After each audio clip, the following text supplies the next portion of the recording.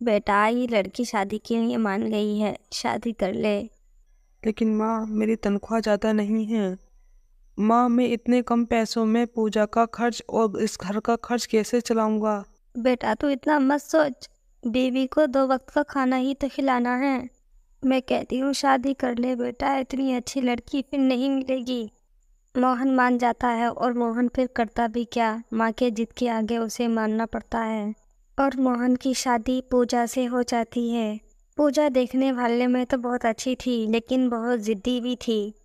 इस तरह मोहन और पूजा की शादी को 2 महीने हो गए थे। पूजा अगर किसी चीज़ की जिद करती तो मोहन उसकी जिद को पूरी कर देता था। फिर एक दिन मोहन, तुम्हें अब दूसरी नौकरी ढूंढ लेनी चाहिए क्योंकि ये फैक्ट्री अब बंद हो रही है। कल से तुम काम पर मत आना। मोहन की नौकरी भी चली जाती है। मोहन सोचने लगता है कि मैं अब कौन सी नौकरी करूँगा। मोहन सोच ही रहा था कि इतने में पूजा का फ़ोन आ जाता है। मोहन मुझे गाड़ी चाहिए, मेरी सारी सहेलियों के पास गाड़ी है और मेरे पास गाड़ी नहीं है, वो मजाक उड़ाती हैं मेरा।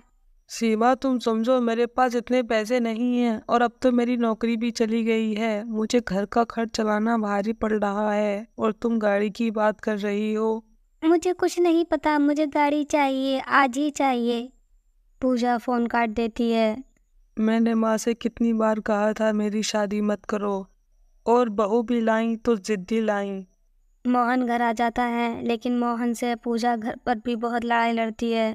बेटी तुम इस घर की बहू हो, तुम्हें सारे हालात दिख रहे हैं, फिर भी तुम गाड़ी की जिद कर रही हो।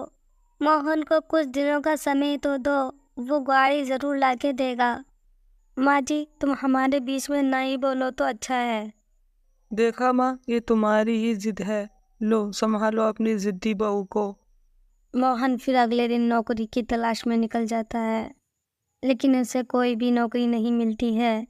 सर, मुझे बहुत ज़रूरत है नौकरी की, मुझे प्लीज़ नौकरी दे दो। कोई सी भी नौकरी हो, सब चलेगा। देखो मोहन, मेरे पास कोई नौकरी तो नहीं है, मैं तुम्हें कोई नौकरी नहीं दे सकता। मगर हाँ, कुछ दिनों के लिए तुम मेरी गाड़ी चला सकते हो। मुझे सुबह को लाना है और शाम को मुझे ऑफिस से ले जाना है, और शाम को गाड़ी को अपने घर भी ले जा सकते हो। थैंक यू सर, मैं सुबह से आ जाऊँगा। मोहन खुश हो जाता है और वो गाड़ी अपने घर ले जाता है। और गाड़ी को देखकर पूजा भी बहुत खुश हो जाती है। लेकिन मोहन ने ये नहीं बताया था कि गाड़ी अपनी नहीं है। पूजा गाड़ी को अपनी समझकर दूसरे दिन को शॉपिंग करने ले जाती है। जब तक मोहन सोकर उठता है तब तक पूजा उस गाड़ी को लेकर चली जाती है। और वहां पर मोहन का मालिक इंतजार कर रहा था। पता नहीं ये लड़का कहाँ चला गया, अभी तक नहीं आया। इसने तो पहले ही दिन छुट्टी मार ली। आने दो, पूछता हूँ। मालिक मोहन को बहुत डांटता है और नौकरी से भी निकाल देता है। और फिर मोहन पूजा पर बहुत गुस्सा करता है।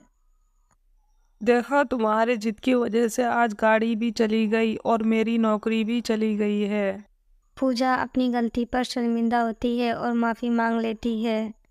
मुझे माफ कर दो मोहन, लेकिन मोहन मैं इस गाड़ी को ऐसे नहीं जाने दूंगी। तुम्हारी नौकरी मेरी वजह से गई है तो मैं ही वापस दिलाऊंगी।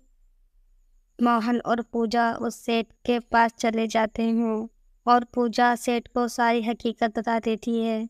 और सेठ भी सारी हकीकत जानकर उन दोनों को माफ कर देता है और कहता है।